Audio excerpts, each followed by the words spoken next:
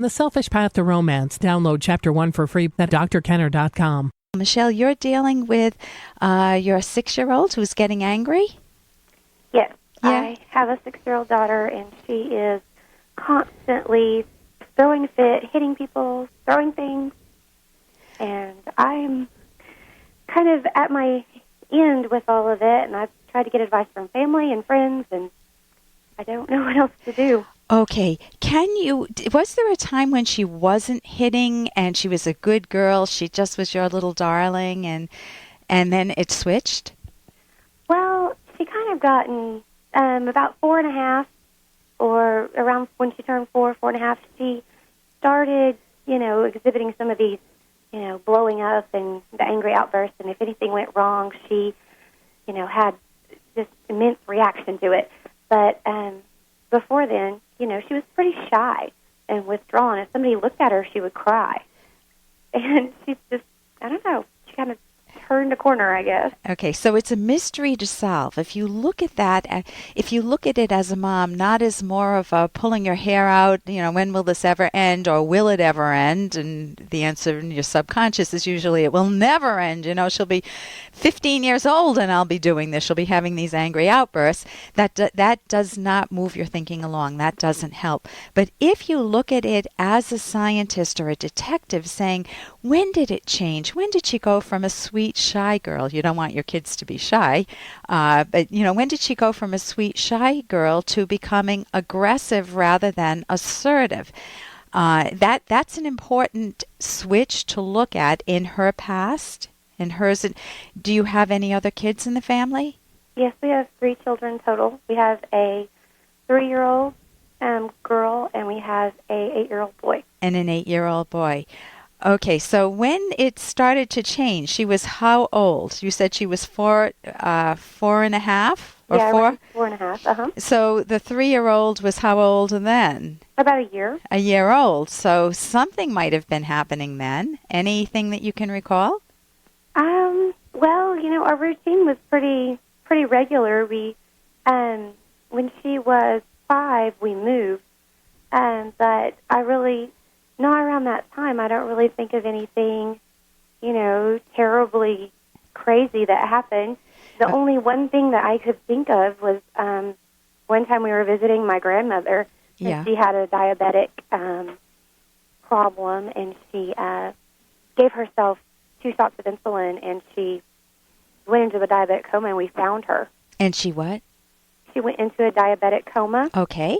And we found her, called the emergency people, and we rushed her to the hospital and everything, and we followed her to the hospital.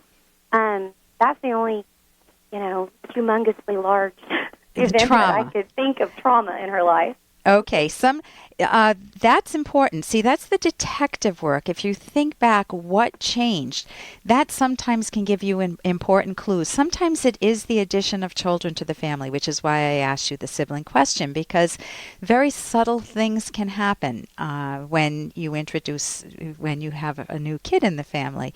And there's a wonderful book that I will recommend. It's at my website, drkenner.com. And it's Siblings Without Rivalry. Okay. And another thing is there anybody that you know in her environment, whether it's at home or in school or with extended family, that has those types of outbursts? Hey, I got to interrupt this because we've got to pay some bills. 30 seconds, that's it. A very quick ad, and then Ellen will be back. Do you ever feel overlooked in your romantic relationships? Well, when it comes to love, sometimes it's good to be selfish. Find out why in the provocative book, The Selfish Path to Romance. Being selfish means valuing yourself, so your partner will value you. Discover the secrets to keeping yourself front and center in your relationship and building a romance that will last. Find The Selfish Path to Romance by Drs. Ellen Kenner and Edwin Locke on Amazon or at selfishromance.com. That's The Selfish Path to Romance on Amazon or selfishromance.com.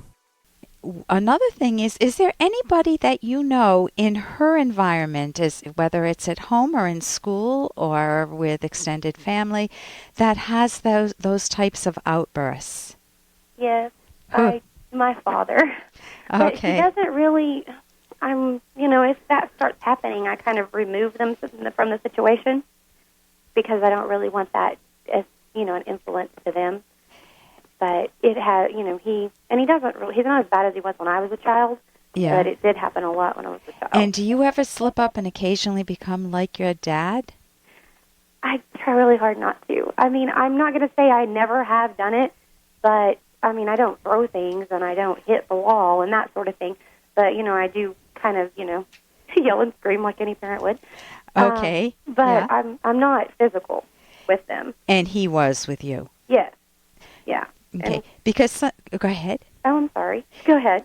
Sometimes kids model the behavior. They're looking for a way to express emotions, and they don't know how. Kids come with a stamp on them that says some assembly required, meaning they don't know how to be civilized. So they might start by being shy. I was a very shy kid myself. And then I want to be able to speak my mind. Well, I can do it in very awkward ways. I can do it in mean ways, or I can do it in insecure ways. Kids don't have assertiveness skills, and guess what? Most adults don't either. We don't either. So one of the things that you want to help her with is to guide her, to gently tell her, oh, man, you sound so angry today. I'll give her a name, Amy. Amy, you sound so angry today. Tell me what's up. Number one, you can draw her out. So you name the emotion that you're hearing. Yeah, well, when I do, I have asked her, why are you angry? What is going on? What made you angry? And she makes this sound. Yeah. Like, and that's how she, when she's mad, that's what she does. Amy, when I hear you upset, I hear you say, later on, tell me what that means. Meaning she won't be ready. None of us like why questions when we have that very heated emotion going on, the why or the what, who, what, when, where, why. And there's a way of introducing a question where you're much more with your daughter, which is just to say, you recognize what you see. Honey, you seem angry. I can see you're making a fist with your hand. If your fist could talk, what would they say? I am so upset with my brother. Or something like whatever comes out. I don't know what would come out. But you start to help her express her anger in words. So it gives you more data as the detective mom. Then you can, you did say that she is having outbursts. She's not hitting, though? No, she does hit. Oh, she does hit. She hits, and she's a bit of a perfectionist. If she... we're doing school, we're working on a paper. If it goes wrong, she'd rather throw it away and start over. And she just continues that cycle. Usually, my son kind of did the same thing, but he would stop, eventually. But she's gone through 5, 6, 10 pieces of paper, just continuously, trying to correct herself, make it perfect. Okay, so if she has very high standards, then she'll never meet them, and then she'll always have that churning anger inside of her, not good enough, not good enough. So partly she needs to see examples, whether it's with a Disney character or a movie or friends or yourself, where you say, oh my gosh, you know what, I put too much salt into the bread. Let's see what happens to it. And you just let it go. You don't throw it all out.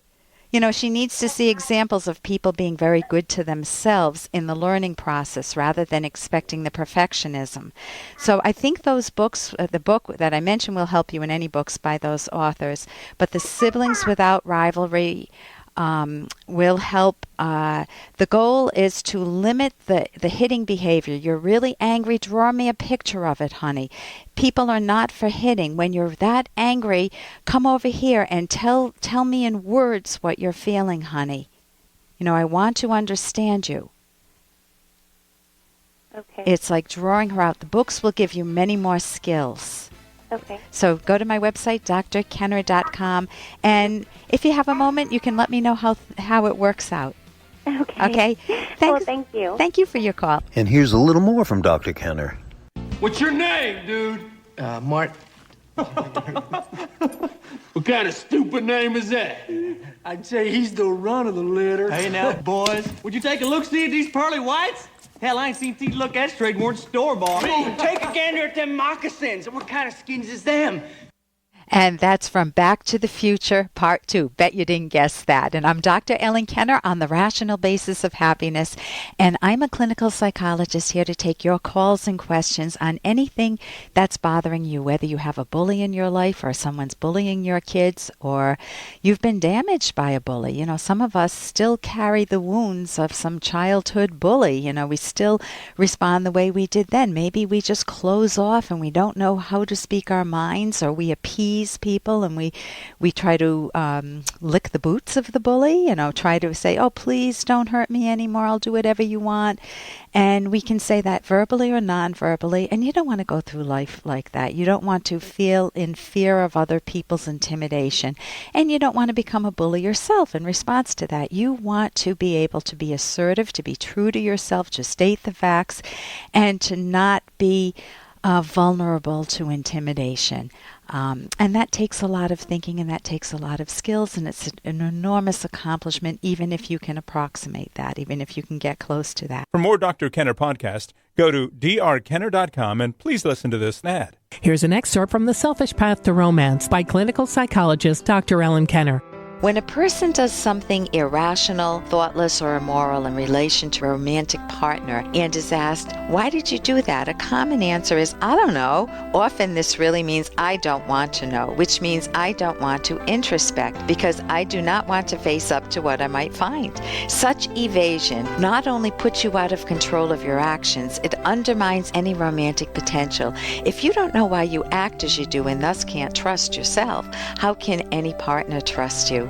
Introspection is essential for making yourself lovable. Be objective about yourself. Living in a subjective fantasy world or playing a role to gain the illusion of self-esteem is self-destructive and destroys romance. Acknowledging your flaws is the first step towards self-improvement. You can download Chapter 1 for free by going to drkenner.com, and you can buy the book at amazon.com.